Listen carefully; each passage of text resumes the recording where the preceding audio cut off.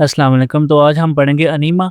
अब अनीमा हमारे पास एक ऐसा प्रोसीजर होता है जिसके अंदर हम जो है ना लोअर बाउल के रीजन के अंदर जो है ना फ्लूइड को इंट्रोड्यूस करवाते हैं रेक्टली। ठीक है, इसका पर्पस होता है हमारे पास जो है ना क्लेंजिंग के लिए, ये मेडिकेशन जो है ना इंट्रोड्यूस करवाने के लिए, सेडेशन वगैरह, नरिशमेंट के लिए। ठीक है, उसने अब बताया हुआ कि स्पेसिफिक पर्पसेस के लिए हमारे पास यूज़ हो रहे होते हैं स्पेसिफिक टाइप्स ऑफ अनीमास। ठीक है, जो है ना डेफिकेशन को स्टिमुलेट करने के लिए, कॉन्स्टिपेशन को जो है ना रिलीफ देने के लिए सिंपल इवैक्यूएंट एनीमा यूज़ हो रहा होता है।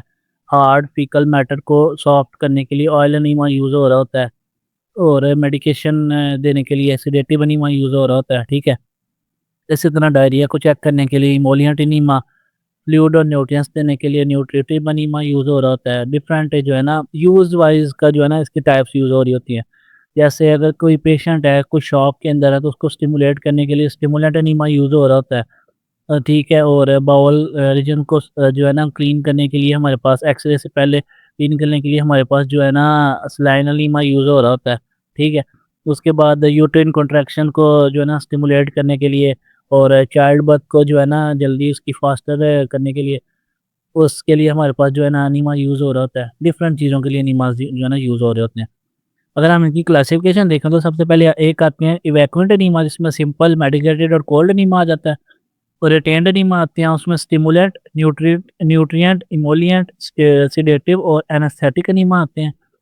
उसके बाद उसने लिखा हुआ है कि मेडिकेटेड इवैक्यूएंट एनीमास की टाइप्स, उसमें purgative, oil enema, astringent enema, anthelmintic enema, carminative enema. ठीक है, अगर हम एडमिनिस्ट्रेशन के हवाले से उनकी एनीमास की टाइप देखें तो सबसे पहले हैं इवैक्यूएंट एनीमास। ठीक है, इसमें सिंपल इवैक्यूएंट एनीमा है, इसमें हमारे पास सॉल्यूशंस यूज़ हो रहे हैं सोप और वाटर के। ठीक है, और साथ नॉर्मल सलाइन। ठीक है, सोप और वाटर का है कि हमारे पास जो है ना 50 ml soap jelly 1 litre water के अंदर होगी डिज़ॉल्व, और 1 teaspoon sodium chloride half litre of water के अंदर, साथ टैप वाटर। पर्पस क्या होता है कि ये डेफिकेशन को स्टिमुलेट करता है, कॉन्स्टिपेशन से हमारे जो है ना हमें आराम पहुँचाता है। उसके बाद जो है ना हमारे पास पेरिस्टालसिस को रिलीफ़ करता है, पेरिस्टालसिस को स्टिमुलेट करके जो हमारे पास गैस इकट्ठी हुई होती है उसको रिलीफ़ करता है। ठीक है, और इसी के साथ-साथ जो है ना यूरिन की रिटेंशन को रिलीफ़ करता है by the stimulating reflex of the bladder. ठीक है, इसके अंदर हम हमारे पास जो सॉल्यूशन यूज़ हो रहे हैं एडल्ट्स के अंदर जो 500 से 1000 ml तक, मीन्स हाफ लीटर से 1 लीटर तक यूज़ हो रहा है, और चिल्ड्रन के अंदर 250 से 500 ml तक हमारे पास यूज़ हो रहा होता है। ठीक है, आगे उसने इसकी कैलकुलेशन करके इसको पॉइंट्स में भी लिखा हुआ है। ठीक है, और इन्फेंट्स के अंदर 250 ml या उससे कम। और टेम्परेचर ऑफ सॉल्यूशन होना चाहिए जो है ना अडल्ट्स के अंदर 105 से 110 डिग्री फ़ारेनहाइट, और बच्चों के अंदर जो है ना 100 डिग्री फ़ारेनहाइट होना चाहिए। और रिटेंशन टाइम हमारे पास जो है ना other cleansing animals are retain for 5 to 10 minutes, इसके अंदर 5 टू 10 मिनट्स हमें रखना होता है इसको। ठीक है, अच्छा, उसके बाद आता है ऑयल एनीमा। ये हमारे पास हार्ड जो है ना फीकल मैटर को सॉफ्ट करने के लिए यूज़ होता है सीवियर कॉन्स्टिपेशन के अंदर। ठीक है, और ये हमारे पास जो है ना फर्स्ट हमारे पास जो है ना used before the first bowel movement after operation on the rectum और perineum to avoid staining and injury to the suture wound. में हमारे पास जो है ना ऑपरेशन के बाद अगर जो फर्स्ट बाउल मूवमेंट है उससे हमने जो है ना पहले उसको मतलब एडमिनिस्टर करना होता है, ताकि हमारे पास जो है ना इंजरी ना हो सोचर्स वगैरह की या वुंड्स वगैरह की। ठीक है, उसके बाद ये है कि हमारे पास जो है ना सॉल्यूशंस वगैरह इसके अंदर olive oil, gingerly oil, sweet oil use हो रहे होते हैं। इनकी अमाउंट 115 से 175 ml यूज़ हो रही होती है। टेम्परेचर 100 डिग्री फ़ारेनहाइट होता है। इसको हमने जो है ना हाफ़ से 1 आवर तक रखना होता है। ठीक है, और जो है ना ऑयल रिटेंशन एनीमा भी होता है, जिसको हम 2 से 3 घंटे तक जो है ना वो रखते हैं, या 2 से 6 घंटे तक। ठीक है, उसके बाद परगेटिव एनीमा आता है, जिसके अंदर हम जो है ना जो बाउल की मूवमेंट होती है उसको वो कंट्रैक्ट जो है ना कंट्रैक्ट करवा के एक्टिवली जो कंटेंट्स होते हैं उनको इवैक्यूएट करवाता है। ठीक है, ये इसका बेसिकली इरिटेटिंग एक्शन होता है, म्यूकस लाइनिंग को इरिटेट करता है और पेरिस्टालसिस को स्टिमुलेट करवाता है। ठीक है, और इसके अंदर हमारे पास जो है ना प्योर ग्लिसरीन और वाटर और ग्लिसरीन कैस्टर ऑयल और मैग्नीशियम सल्फेट वगैरह यूज़ हो रहे होते हैं। ठीक है, और इसका टेम्परेचर भी और अमाउंट भी जो है ना ऑयल एनीमा जितनी होनी चाहिए। ठीक है, उसके बाद आता है कार्मिनेटिव एनीमा, जिसको एंटीस्पाज़मोटिव भी कहते हैं। ये हमारे पास गैसियस डिस्टेंशन जो हुई होती है, एब्डोमेन के अंदर गैस इकट्ठी हुई होती है, उसको रिलीव करता है पेरिस्टालसिस को, जो है ना इम्प्रूव करवा के, और साथ जो है ना जो फ्लैचुलेंस वगैरह हुई होती है जिन बंदों के अंदर मसला होता है फ्लैचुलेंस का, और उनको जो है ना कॉन्स्टिपेशन का, तो उसको जो है ना वो रिलीफ़ कर रहा होता है, ठीक है। उसके बाद हमारे पास आता है जो है ना ये सॉल्यूशन, तो इसके अंदर यूज़ हो रहे होते हैं टर्पेंटाइल ऑयल, यो हमारे पास यूज़ हो रहा होता है। मिल्क और मोलेसिस का जो है ना सॉल्यूशन टाइप यूज़ हो रहा होता है, ठीक है। और उसके बाद आता है एंथेल्मेंटिक हनीमा, ये हमारे पास नाम से ही ज़ाहिर है, ये जो है ना वर्म्स वगैरह जो होते हैं उनके लिए यूज़ हो रहा होता है, उनको एक्सपेल करने के लिए। इसको जो है ना हम ऐसे करते हैं कि जो पहले बाउल है उसको हम क्लेंज़ कर लेते हैं सोप वाटर एनीमा दे के पहले ही, ठीक है? ताकि जो ड्रग है वो डायरेक्टली कॉन्टैक्ट में आए वर्म्स के साथ और उनको जो है ना डिस्ट्रॉय करे। फिर इसके अंदर हम क्वासिया जो है ना उसका इन्फ्यूज़न बनाते हैं, ठीक है? और फिर हाइपोटोनिक सलाइन सॉल्यूशन यूज़ करते हैं जिसके अंदर 60 एमएल सोडियम क्लोराइड होता है 600 एमएल ऑफ वाटर में, ठीक है? तो ये एंथैल्मेटिक एनीमा है। देन आता है एस्ट्रिंजेंट एनीमा, जो कि टिश्यूज़ और ब्लड वेसल्स को कॉन्ट्रैक्ट करके ब्लीडिंग और इन्फ्लेमेशन को जो है ना सही करता है, और म्यूकस डिस्चार्ज को भी कम करता है, टेम्परेरी रिलीफ देता है इन्फ्लेमेशन के लिए, ठीक है। ये हमारे पास जो है ना कोलाइटिस वगैरह, हमारे पास ये डिफिकल्ट कोलाइटिस हुई होती है, यहाँ पे डिसेंट्री की अमीबिक डिसेंट्री जैसी होती है, तो उनके अंदर यूज़ हो रहा होता है, ठीक है।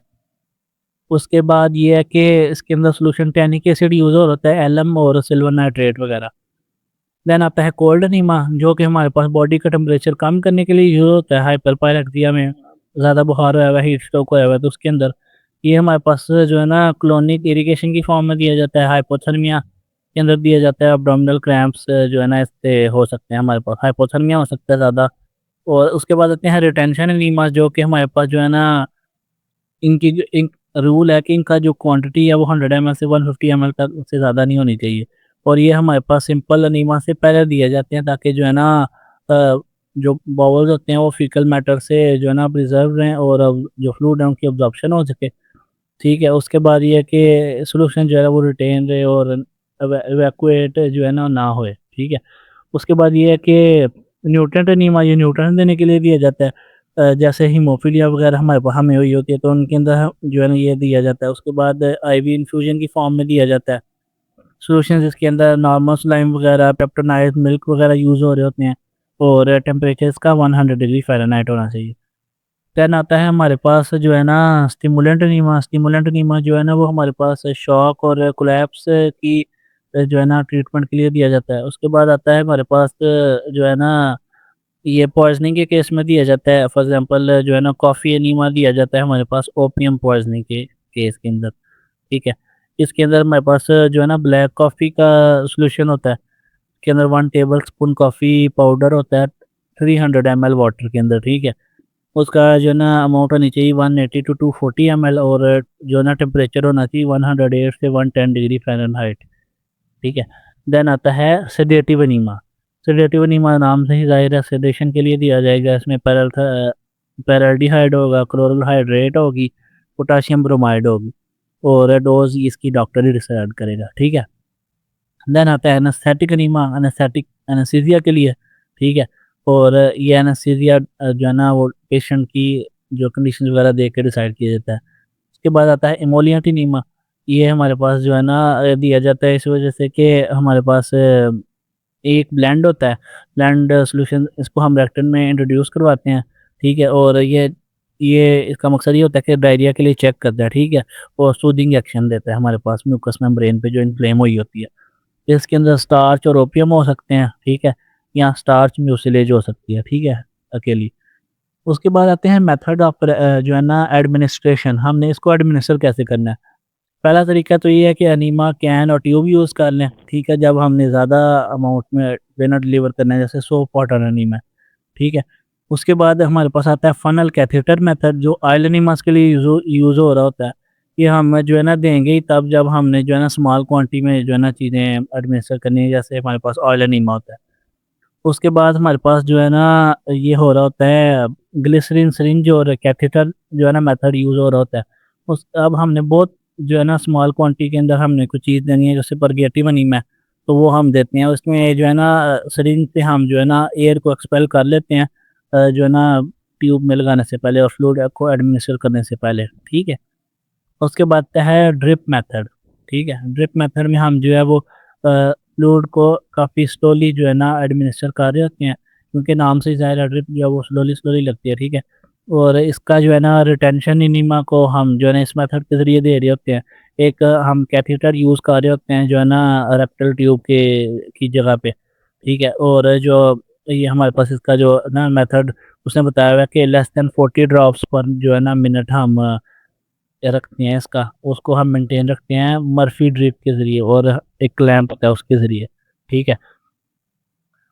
और उसके बाद आते हैं हमारे पास जो है ना डिफरेंट पैरामीटर्स होते हैं जिसके अंदर हम जो है ना हाइट ऑफ एनीमा को देखते हैं, हाइट ऑफ रिजर्वायर को देखते हैं, ट्यूब की इंसर्शन डिस्टेंस को देखते हैं, कैथेटर साइज को, और डिफरेंट ये चीज़ों को देख के तो फिर हम जो है ना एनीमा डिसाइड करते हैं, ठीक है।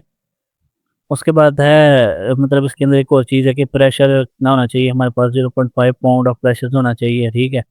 और एलिवेशन के हिसाब से, और जो है ना लुब्रिकेशन वगैरह होनी चाहिए, ठीक है, वाटर सॉल्युबल जेली और वैसलीन वगैरह, ताकि जो है ना इरिटेशन कम हो, और रिटेंशन स्पीड भी सही हो, और जो है ना रिटेंशन ताकि ईज़िली हो सके, और जो पेशेंट है ताकि उसकी कंप्लायंस मीन्स हो सके, ठीक है।